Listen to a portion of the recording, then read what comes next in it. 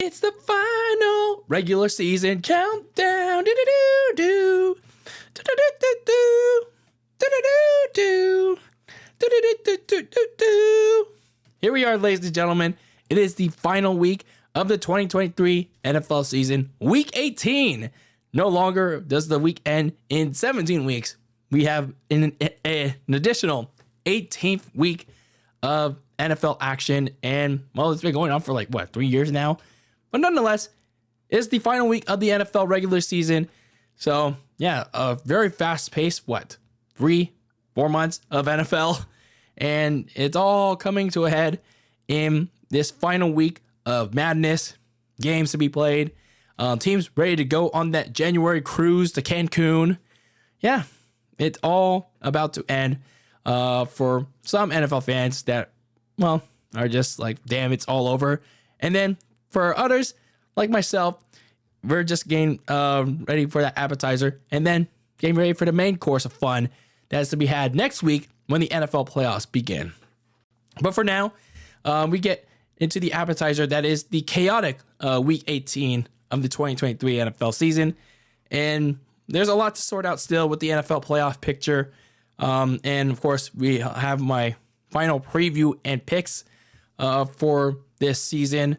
And yeah, we have a lot to sort out here in this video. So that being said, let's get started. I'm going to give you first my final playoff watch to begin this. And let's start with what we already know. So starting off with the NFC side of things, what do we have currently claimed? What has already been clinched in the NFC side of things? Well, starting off in the NFC side of things, we know that the NFC West and the NFC's top seed has been claimed by the San Francisco 49ers. That was claimed last week. And then the NFC North and probably the number 3 seed in the conference is claimed by the Detroit Lions. That was claimed a couple of weeks ago. And there are some playoff spots also clinched by the Cowboys, the Eagles, and the LA Rams. Seeding is still up for grabs. Speaking of up for grabs, the NFC South is still up for grabs after the Saints beat the Bucs last week. So there's a 3-way dance still left to be decided between these 3 teams. But the Bucs can simply put an end to that matter. They can finish their story, what they failed to do last week, by simply being the Carolina Panthers.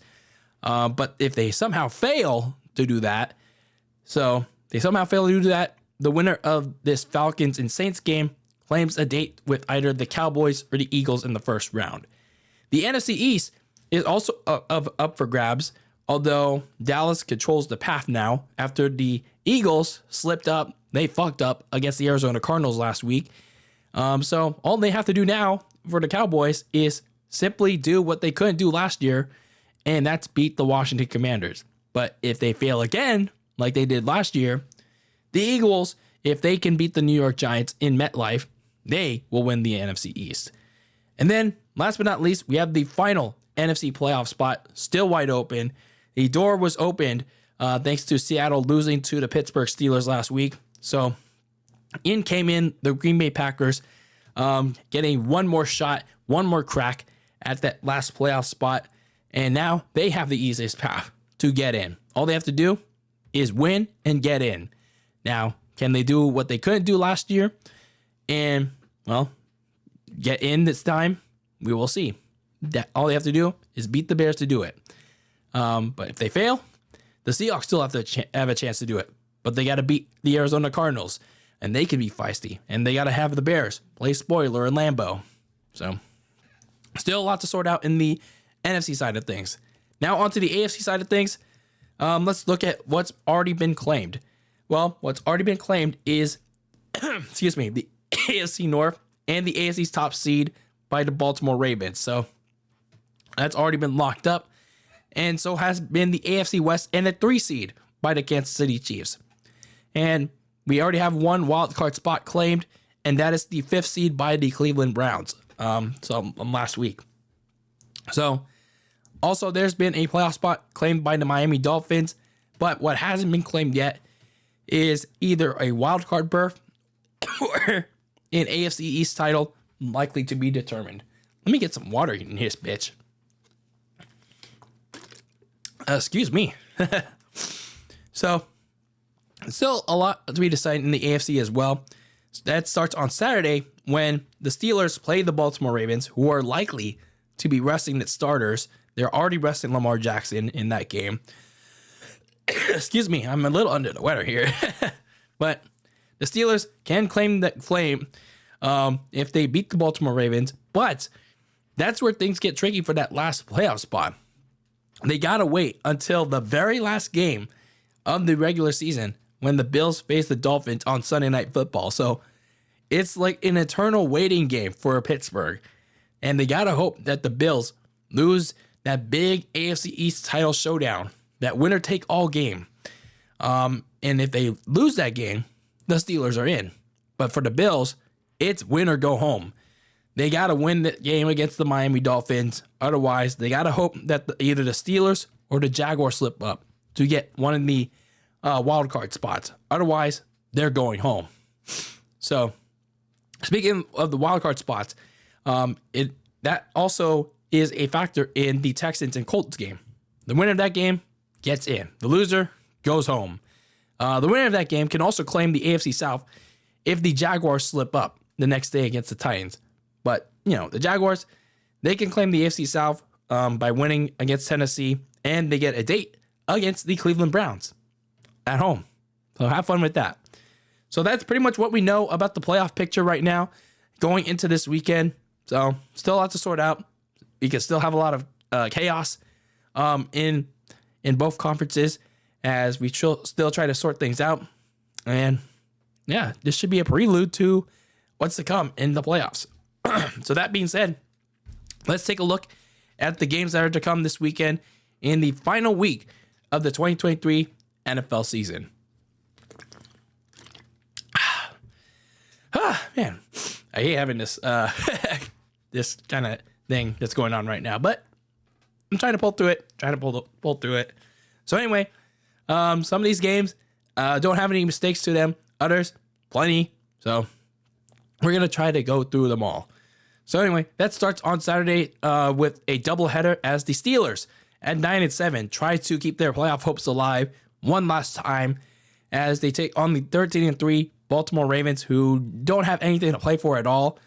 They already clinched the number 1 seed last week against the Miami Dolphins. So Lamar Jackson and the other Ravens stars are not going to play in this game because, well, there isn't really anything to play for, nothing worth going after. So Mason Rudolph and the Steelers, they're gonna have absolutely everything to play for in this game, and I expect them to win this game against a bunch of Ravens backups. Then we have the Houston Texans and the Indianapolis Colts, both at 9-7, playing in this win or go home game. Last time these two faced each other, the Colts beat the Texans in Houston all the way back in week 2. But the Texans are a much different team now. CJ Stroud, candidate for Offensive Rookie of the Year. And then, of course, you had Anthony Richardson at the quarterback position, but now you have Gardner Minshew. So things have certainly changed. It's going to be a big fight feel in Indianapolis. But I do believe the Texans will find a way to get that win and get one of the last wild card spots available. Now going to the big Sunday slate of games. Starting with the early morning portion, the 8-8 Tampa Bay Bucks take on the 2-14 Carolina Panthers. In the last meeting, the Bucks beat the Panthers on their home turf back in week 13. But unfortunately, they took a little bit of a snag when they lost to the Saints. And of course, the Panthers, they're beating the Panthers. They got shut out by the Jaguars on the road. And you saw a little bit of frustration brewing from Bryce Young in that game on the bench. So that's something that you kind of don't want, going into the offseason. Meanwhile, for the Bucks, all they have to do, like I said, is win, and then they get the division. But, anything can happen, but I think they're going to pull it off easily. So I'm going with the Bucks. Then you have the 11-5 Cleveland Browns take on the 8-8 Cincinnati. These two teams met all the way back in week 1, but clearly it's a much different story this time around, and both teams are clearly different where they're at now. Both different stories, from Deshaun Watson to Joe Flacco. and now they're in the playoff hunt. Actually, in the playoff picture, they're already clinched, and they don't really have anything to play for anymore. So Joe Flacco and the starters are not playing; they're resting, getting ready for their playoff game on the road. And then you have the Bengals, who were eliminated last week on the road against the Chiefs. So this is just one last game in front of their fans that say, "Hey, yeah, we'll give you one last showcase, and then it's on to the offseason." So I'm gonna go with the Bengals in this one. In a battle of the backups, pal, you'll get a lot of that in in this Sunday slate. Speaking of, the Minnesota Vikings at 7-9 take on the 11-5 Detroit Lions. These two teams met not long ago as the Lions beat the Vikings in Minnesota in Week 16 to clinch the NFC North title. The Vikings, however, their playoff hopes officially hit a snag and, essentially eliminated from playoff contention, but they're not officially eliminated, but they need a lot of help to get in, but not likely happening because their quarterback woes have finally fully caught up to them as they're going back to Nick Mullins, but it's not happening, folks. It's not happening. So for the Lions, I'm going for them, but they really need to tell Dan Campbell, hey, cool down on the aggressiveness, pal, because that could really cost you in the playoffs. And it definitely cost you a higher chance at a higher playoff seeding. So then we have the New York Jets at 6-10, taking on the 4-12 New England Patriots. Both teams are definitely ready for the offseason after very crappy seasons. So the Patriots beat the Jets in New Jersey back in Week 3. So both of these teams, like I said, clearly ready for the torture to end. Patriots clearly trying to play for higher draft positioning. So I don't know. I think the Jets defense will give them a little bit of an advantage, so I'm going to go with the Jets. Then we have the Atlanta Falcons at 7-9 taking on the 8-8 New Orleans Saints. Last time these two met in Atlanta, the Saints beat the Falcons in Week 12. So both of these teams still alive in the NFC South hunt, but they got to have the dreadful Panthers somehow, some way, find it in their will to upset the Bucs at home on their home turf. But I'm going to go with the Saints in this one, but yeah, they're going to have their real hopes and prayers alive for that one. And the Jacksonville Jaguars at 9-7 take on the 5-11 Tennessee Titans. The last time these two teams met, the Jaguars blew out the Titans at home back in Week 11. So the Jaguars, after some turmoil, after a little bit of injury mess and very bad play, they're looking to finally wrap up some division title goodness in the form of the AFC South. So I think they'll do it here against a beat-up Tennessee Titans team that really, honestly, going into the offseason, they still don't know what they have in their second-round quarterback in Will Levis. He's played pretty decently in the first couple of games that he played, but then he's dealt with injury in the last 2 or 3. So kind of rough for Tennessee. Then in the afternoon slate of games, this get where it gets really interesting. You have the Seahawks at 8-8 taking on the 4-12 Arizona Cardinals. The Seahawks beat Arizona at home back in Week 7, but much different story this time around, as no longer you have Josh Dobbs at the quarterback. You have Kyler Murray now, and the Cardinals are coming off a big major upset over the Philadelphia Eagles, and Kyler Murray is making a big case, a serious consideration to the Cardinals. Hey, keep me around, man. I can, if you build a better team around me, hey, we can go places.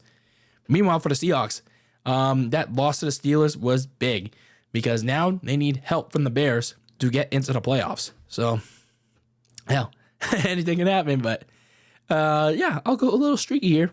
I'm going to go with the Cardinals to upset the Seahawks and knock them out of playoff contention. So, speaking of the Bears, at 7-9, they take on the 8-8 Green Bay Packers.